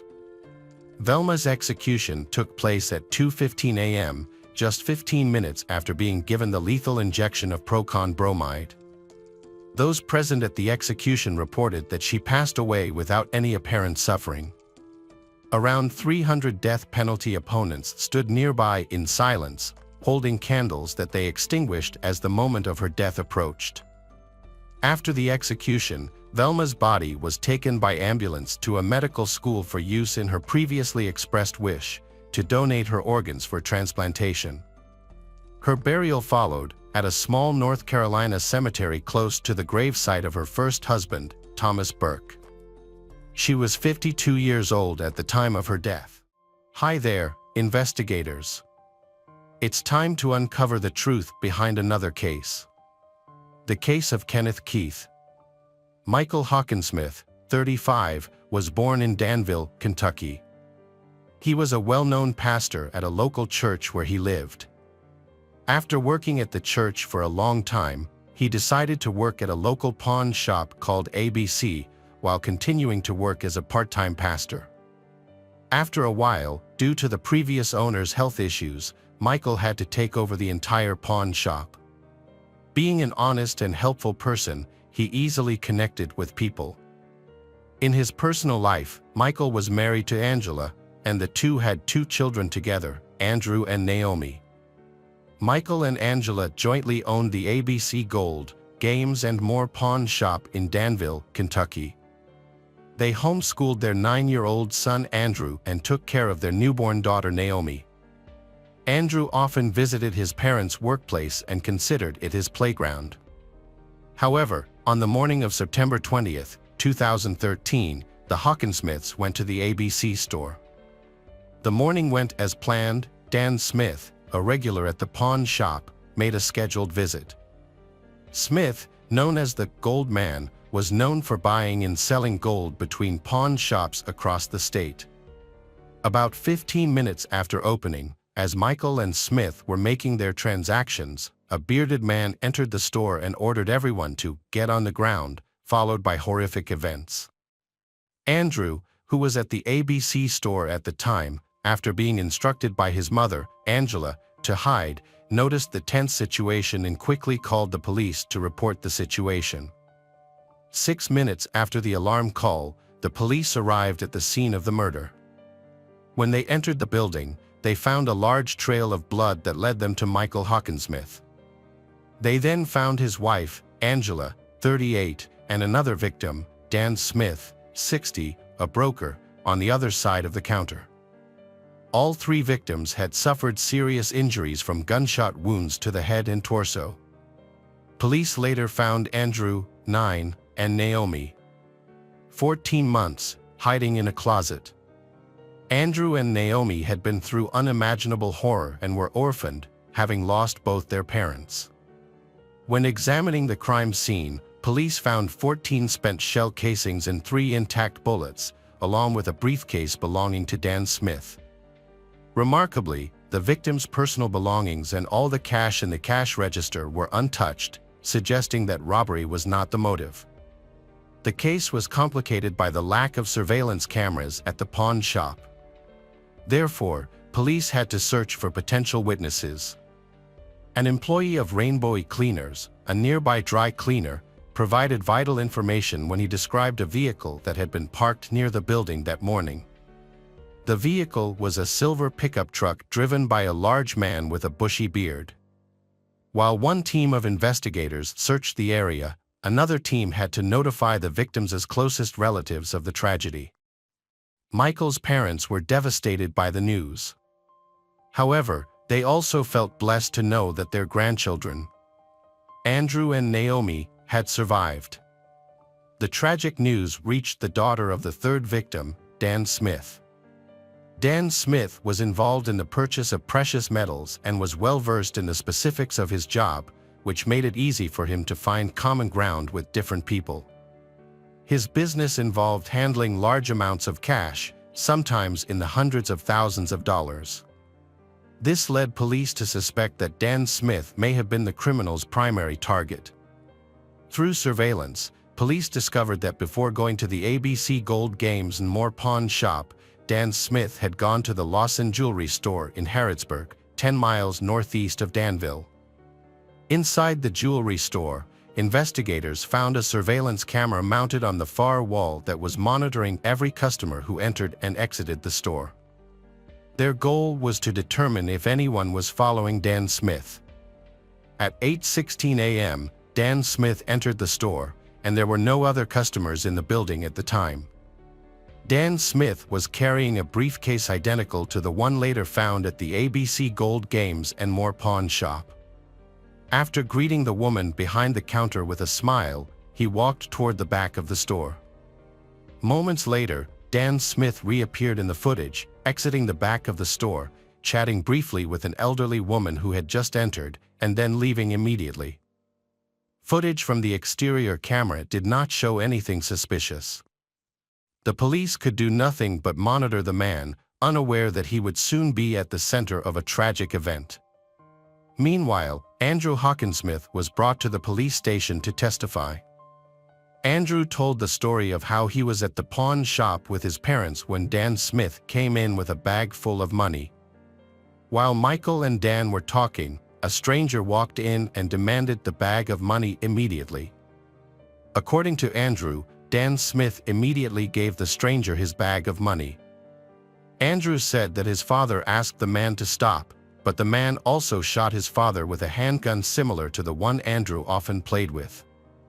After that, his mother instructed him to take his younger sister, Naomi, to the back of the store and hide in the closet. Andrew picked up his sister and hid. At that moment, the criminal pointed the gun at Angela. The 9-year-old boy thought the reason the stranger did this might be because of the money. The boy described the stranger as a very tall man with a fake-looking blonde beard, which matched the description given by a witness from Rainbow Cleaners. In investigating the case, police thoroughly investigated the business run by the Hawkinsmith family. They discovered that the ABC Gold Games and More pawn shop had a different owner, Steve Devine. Although he usually attended Friday transactions with Dan Smith, he was absent on the morning of September 20th. This information raised concerns, making determining his whereabouts a top priority. Steve Devine explained that he had an allergic reaction that morning and had to cancel all his appointments. His wife confirmed this story. The alibi and the fact that Steve Devine did not own a silver pickup truck helped eliminate him as a suspect. Steve Devine also explained why there were no surveillance cameras in the pawn shop. According to him, the security system had been removed by the previous owner, Kenneth Allen Keith. The new owner had yet to install a replacement. Kenneth Allen Keith, 48, is a pastor like Michael Hawkinsmith. He sold the pawn shop after being diagnosed with brain cancer. However, he is still the owner of another similar establishment, Gold Rush Buyers, in Pulaski County, near Danville's Bowles District. Their friendship began when Michael worked at a church youth camp and lasted 15 years. The Hawkinsmiths respected Pastor Kenneth, and he was like a beloved uncle to Andrew. With no significant leads, investigators decided to search the street surveillance systems near ABC Gold Games and More and other pawn shops. They found a camera on the office building of the real estate company Danville Rentals. Surveillance footage captured a silver pickup truck at 8:45 a.m., but the image was too blurry to determine the license plate or make. However, eyewitness testimony from Rainbow Cleaners helped police identify the vehicle. The witness described the vehicle as an older model with a distinctive square body shape.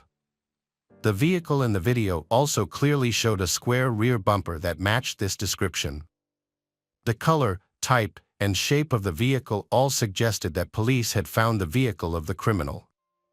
They continued to search surveillance systems farther and farther away from the pawn shop.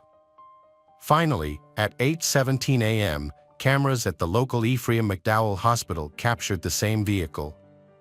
Investigators were able to determine that it was a silver Dodge pickup truck. Dan Smith's family was also devastated by the loss of their loved one.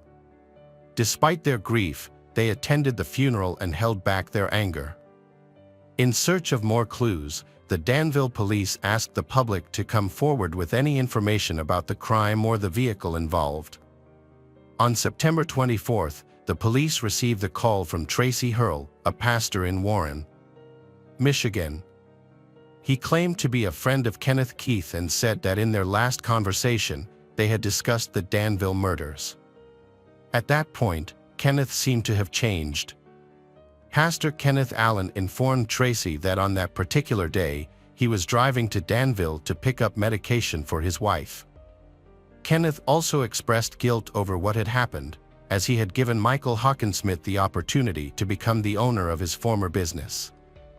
It turned out Kenneth's relationship with the Hawkinsmith family was not what people thought. Tracy recounted that in a conversation with Kenneth said that Michael was a fraud and that Michael had done everything to take over the business from him.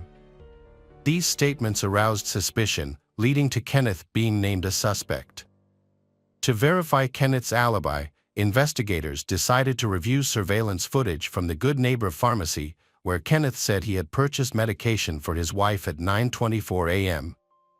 According to the surveillance footage, a man entered the pharmacy. It was Kenneth. But just a few minutes earlier, the man was not wearing a green jacket or a beard, which were easily identifiable features of an attacker. However, this did not rule out the possibility that Kenneth was involved in the attack. There was a 6-minute gap between Andrew Hawkinsmith's call to the police and Kenneth's arrival at the pharmacy. The police decided to check whether it was possible to travel from the crime scene to the Good Neighbor Pharmacy in such a short time. They found that the trip took about 5 minutes, so Kenneth could have committed the murder, quickly gotten in the car, and gone to the pharmacy to establish a solid alibi. In addition, the main clue was that Kenneth had an unregistered 2008 Dodge pickup truck, silver in color. However, all the evidence found was circumstantial and not enough to make an arrest. So the investigators asked Tracy Hurl to participate in a series of fake phone calls aimed at Kenneth. Fortunately, Tracy agreed. During these calls, Kenneth finally revealed his true feelings towards the Hawkinsmith family. Everyone had been waiting for this to happen. Kenneth began discussing details of the case that had not been made public. Kenneth said that he was in Danville, but he was at the pharmacy. Kenneth confirmed that he was standing in the pharmacy while all this was happening. Kenneth then explained that he had left Danville and returned to Somerset. He then drove to the car wash to prepare for a planned family vacation. At 10:50 a.m., Kenneth was seen on camera walking down the hallway to the cash register with a noticeable smile. Exterior camera footage covering the parking lot showed Pastor Kenneth leaving the car wash in the same silver Dodge at 11:25 a.m., matching all previous images captured by various surveillance systems in Danville. At that point, they had enough evidence to arrest Kenneth. However, when he was offered a lie detector test to clarify his role in the case, he reacted in an unusual way. He claimed that he would not be able to pass a lie detector test because, during his military service, he had performed some special missions that involved killing a number of people. Investigators then executed a search warrant at Kenneth Allen Keith's pawn shop and discovered some important evidence. They found a fake beard and a significant amount of cash without any legal explanation as to how he had obtained it. In particular, They also found bundles of money wrapped in a ribbon with the name of the bank that issued them, indicating that Dan Smith was a customer. Further investigation revealed that the money found in Keith's pawn shop had recently been withdrawn from the account of a deceased broker. This raised suspicions about Keith's involvement in the case. In addition, investigators also found several .22 caliber shell casings in Keith's pawn shop. After ballistic analysis, they discovered that these casings had been fired from the same type of weapon used to shoot Andrew and Naomi's parents. Kenneth Allen Keith was charged with 3 counts of first-degree murder and robbery. He believed that Michael Hawkinsmith and Steve Dine were conspiring to remove him from the business.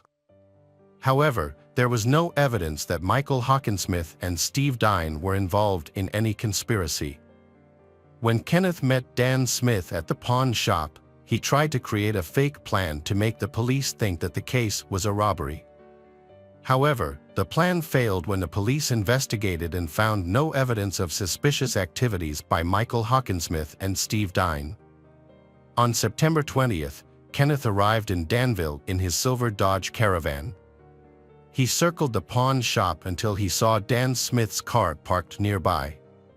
Kenneth then killed Dan Smith, Michael Hawkinsmith, and Angela Hawkinsmith. After taking all the cash, Kenneth calmly left the crime scene and stopped at the Good Neighbor Pharmacy, which was captured on surveillance cameras, creating a false alibi. Kenneth's decision to have his car washed appears to have been another attempt to remove any evidence that might have been left on the car. Prior to sentencing, in 2017, Kenneth Allen Keith pleaded guilty to all charges. He was sentenced to life in prison. Welcome back, detectives. Let's dive into another horrible case. The case of Samadi Fonseca Fernandez. Samadi Fonseca Fernandez was born in Costa Rica in February 1975. Not much is known about her early family life. Samadi grew up in Cuba, where she lived with her mother, Sonia Fonseca. She attended a local school. Samadi often used force or deception to get what she wanted. Samadi's striking looks and perfect figure make her a magnet, especially to men. Samadi's beauty and charm are overshadowed by her greed, vanity, and self-interest, which ultimately drives men away. Furthermore, she is extremely jealous and aggressive. Samadi, due to her youthful resemblance to Barbie, spent several years working at a Universal Company bookstore, dressing up as the iconic doll. After graduating from high school, Samadi started a long-term relationship with Osvaldo Fernando Ballery, a local television journalist 16 years her senior. Their relationship resulted in the birth of children, Christopher in 1996 and Christina a year later. However, constant arguments and jealousy eventually led Samadi to end the relationship in 2012. Shortly after, Osvaldo, 53, died suddenly. Osvaldo did not include Samadi in his will. Samadi took drastic action and seized Osvaldo's house, changing the locks to prevent relatives and heirs from entering. Samadi also took away Osvaldo's valuables. Osvaldo's family was furious and took Samadi to court for theft. Police intervened and forced Samadi to leave the house, but no criminal charges were filed against her. Samadi had other relationships, most notably with Miguel Angel Perez, the father of Samadi's third daughter, Maria. Although some reports claimed the couple were officially married, the relationship ended in divorce after a few years. It was strange that some of Samadi's lovers disappeared or died mysteriously under mysterious circumstances. But for a long time, for some reason, no one paid any attention to it. Another former lover, Diaco, met a tragic end after breaking up with Samadi. He was murdered during a robbery. The killers were never caught or brought to justice. As with the previous case, there was much speculation surrounding Samadi's possible involvement, but there was no solid evidence linking her to the crime. Samadi's most famous victim was Gerardo Cruz. Gerardo Cruz, a native of Costa Rica, was born in December 1992 in the city of San Jose. Gerardo Cruz lived with his mother, Ana Patricia, who soon married a man named Hermes Rodriguez, who raised Gerardo Cruz as his own son. Gerardo Cruz he attended a regular school, developed a passion for motorcycles, and met his future partner, Carol, at a young age. By the time he was 23, Gerardo had settled down with Carol and their 4-year-old daughter, Genesis, in the suburban home of his aunt and uncle in San Sebastian.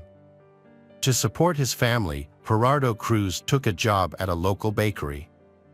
It was around this time, in the summer of 2015, that Gerardo Cruz met Samadi, a 40-year-old woman who frequented the bakery. Despite her age, Samadi was attractive. Samadi began having affairs with men much younger than herself, because the attention of young lovers probably delighted Samadi. Gerardo Cruz was one such affair. Despite the significant age difference, Gerardo Cruz quickly fell in love with Samadi and began to meet secretly. Samadi came to the bakery every day to see Gerardo Cruz, and other employees took notice of Samadi's frequent visits. Samadi would bring his 19-year-old daughter, Cristina, with him to the bakery. Initially, Gerardo Cruz was able to balance his family life and secretly date Samad without either woman finding out. He eventually let his guard down. He began bragging about his success with women and began sharing stories with friends and colleagues about Samadi, describing her as a great mistress who showered him with gifts. After just a few months together, in October 2015, Samadi discovered the truth about Gerardo Cruz having a pregnant wife and a child. Samadi was so angry that she started calling and texting Carol, Gerardo Cruz's wife, insulting her and threatening to kill Gerardo Cruz if he didn't belong to her. Gerardo Cruz tried to beg Carol's forgiveness. As for Samadi, he did not take her threat seriously, believing that she would quickly calm down and find a new boyfriend. Just days after breaking up with Samadi, Gerardo Cruz saw a man secretly filming a young girl's underwear with his phone. Gerardo Cruz filmed the man, stopped the girl, and advised her to report the incident to the police. He then chased the man, trying to capture his face on camera, until the man escaped in a taxi. Gerardo Cruz posted the video online and it quickly went viral. The man was identified as Luis Somano Delgado, a former member of the Ministry of Finance. The media picked up the story, and Gerardo Cruz became a national celebrity, outing Luis Somano Delgado in interviews. However, Luis Somano Delgado's lawyer accused Gerardo Cruz of wrongdoing, claiming that the video's distribution was illegal and preparing to file a lawsuit. Gerardo Cruz was surprised, wondering why he was being prosecuted instead of the man who committed the crime. Gerardo Cruz gave a radio interview confidently, without fear.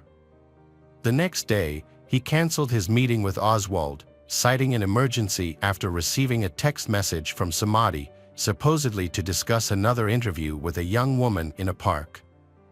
Unsuspecting, Gerardo Cruz met with her, but instead of journalists, 2 men stole his bag, beat him, and stabbed him multiple times.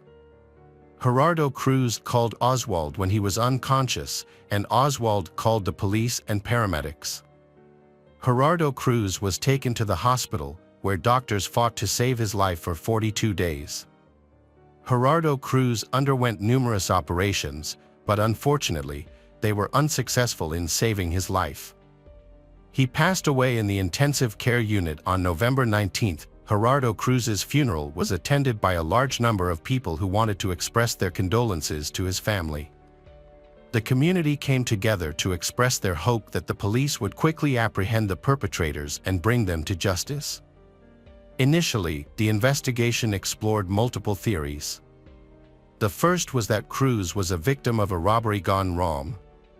This seemed plausible, given that he was attacked in a park, his bag was stolen, and he was stabbed with a knife. The first theory is that Gerardo Cruz was the victim of a botched robbery, as he was attacked in a park, his bag stolen, and stabbed. However, Gerardo Cruz recently released a video exposing a nationally known former official, which has fueled another theory, that the attack was a revenge killing. The media speculated that the former official, Sol Mano Delgado, may have hired a hitman to silence Gerardo Cruz, who had tarnished his reputation. The murder has sparked widespread debate in the press. Police later identified and tracked down the two men. The footage was made public and shown repeatedly on news programs, with viewers encouraged to watch the footage closely. Soon after, the identity of one suspect was confirmed when he voluntarily surrendered to the police, cooperating with the investigation in hopes of receiving a reduced sentence. The investigation quickly identified several accomplices and organizers of the crime, Samadi and her daughter Cristina, thanks to information provided.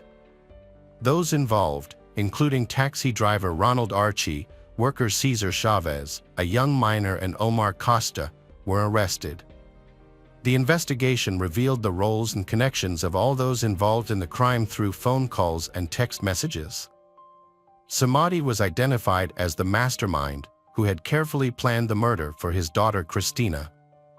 They enlisted the help of friends Ronald Archie and Cesar Chavez to find two assassins to kill Gerardo Cruz and stage a robbery in the park at night. Omar Costa later joined the plot, tasked with ensuring Gerardo Cruz was present at the park. Samadi chose October 7th as the date of the massacre. Samadi kept in constant contact with all the suspects, assigning roles and ensuring everyone followed the plan. Furthermore, Samadi asked the participants to take an item from Gerardo Cruz as proof that the crime had been completed. The evidence against Samadi was a series of text messages outlining the murder plan and the roles of each participant in detail. The motive behind the crime was a case of jealousy. She had carefully planned the crime and even involved her own daughter, who assisted her in every step of the process. Both Samadi and her daughter were taken into custody immediately, and the possibility of releasing them on bail was ruled out due to concerns that they would attempt to flee the country. Their accomplices were also detained, except for Omar Costa, who was responsible for surveillance and was the youngest participant in the crime. As a minor, Omar Costa was handed over to authorities that specialize in handling juvenile offenders. The investigation took about a year and a half to complete, and the trial did not begin until December 2017. It was discovered that Samadi had a history of criminal activity. The verdict was not announced until January 23, 2018. According to the court decision, Samadi was sentenced to 30 years in prison. Her daughter, as well as Ronald Archie and Cesar Chavez, received 25 years in prison each. Omar Costa, on the other hand, who had been following the victim, was acquitted.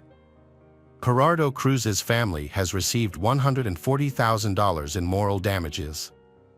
After the verdict was announced, relatives expressed gratitude to the court for giving Gerardo Cruz's killers a fair punishment.